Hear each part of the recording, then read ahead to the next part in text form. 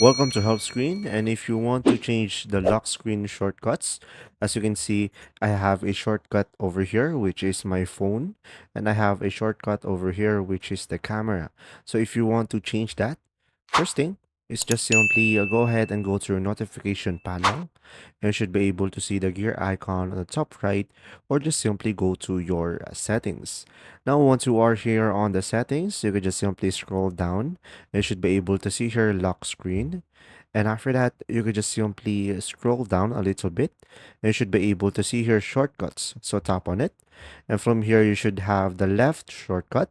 And you could select a specific app, and you can select a specific application that you want to put on the shortcut.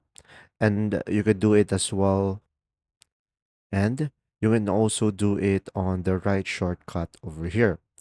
Now guys, with that said, if you don't have this option right here on the lock screen tab, what you could try to do is go through the settings and just simply go ahead and go to your wallpaper. So sometimes guys, the shortcut on other phones are in the wallpaper, so make sure to check them out as well, and you should be able to see here the shortcut tab. There you go. I hope this video helped you understand more. Thanks for watching.